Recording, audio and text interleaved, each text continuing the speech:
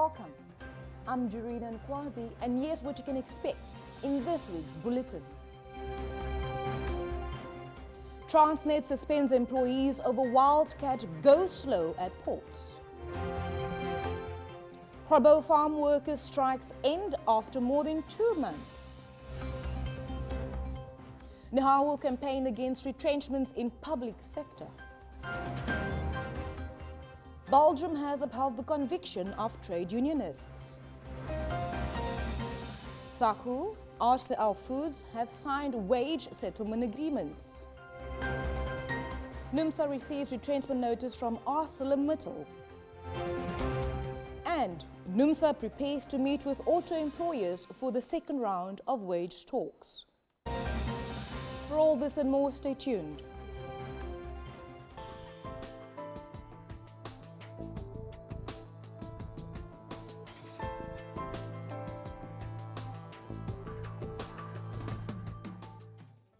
Thank you, KD. And now for the labor news. Several employees have allegedly been suspended by Transnet for taking part in a protracted and unprotected go-slow which severely impacted operations at the Nkura container terminal in Port Elizabeth. The industrial action impacted severely on customers served by the port, particularly the citrus and automotive customers. Transnet established a daily command center to monitor the action which has spread to KwaZulu-Natal ports of Durban and Richards Bay. The workers are demanding incentive bonuses among a list of other demands. Here's spokesperson for the Kusatu Alliance Satawu Trade Union, Zanele Sabela. Satawu knows absolutely nothing about the go-slow that's being reported on. We distance ourselves from it and we distance our members from it. Thank you. Oak Valley farm workers in Grabo have ended their strike after 2 months and securing higher wages and an end to single-sex hostels. The workers have agreed to a 6.5% increase along with a 300 Rand per month housing allowance. The Commercial Stevedore Agricultural and Allied Workers Union has also initiated a case at the Equality Court regarding the hostels which only accommodates African black male workers who are not allowed to have their families stay with them. The National Education, Health and Allied Workers expressed disappointment with the continued intent by the Department of Public Service Administration to cut more than 30,000 jobs in the public service. This was announced by the Minister of Public Service and Administration during the budget vote.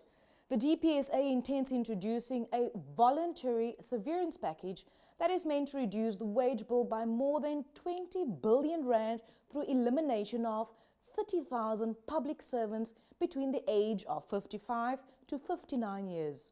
The elimination of the public servants is intended to be achieved in the period of 3 years as part of government's cost-cutting measures. President of the Antwerp branch of Industrial Global Union's Belgian affiliate, Bruno Verlacht, has been found guilty of malicious obstruction after his union blocked roads in a protest 3 years ago. The police confronted the strikers and arrested union leaders. A representative of the union said the conviction lacks a sense of judgment, and in the future actions like these will become impossible if they are threatened with criminal prosecution. The union has rejected the criminalization of strikes, the most important weapon that workers have. The union will appeal the judgment in the Belgium Supreme Court. With RCL Food, that is popularly known as NOLA. The wage deal effective for the period from the start of June 2019 until the end of May 2022 is for the workers at RCL Foods Grocery Division. Taking into consideration to that, which means to achieve this particular 40% in 3 years, is totally a milestone achievement. The agreement secured average increases of 7.5% per year for all employees for the 3 years of the agreement. The management at AMSA informed the media first and did not bother to inform the union until much later. For this, they must be strongly condemned. They displayed a total disregard for their employees and for the union.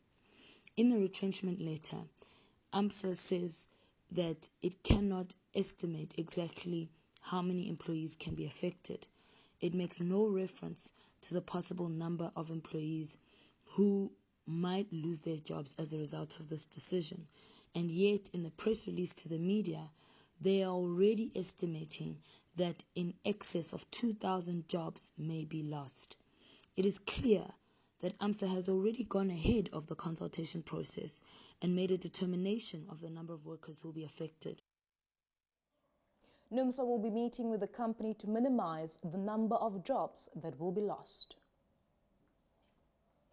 The National Union of Metal Workers of South Africa is also preparing to meet with auto employers for the second round of wage talks. The National Union of Metal Workers of South Africa is preparing to meet with auto employers for the second round of wage talks. The wage agreement in the sector has lapsed and we need to negotiate new terms and conditions.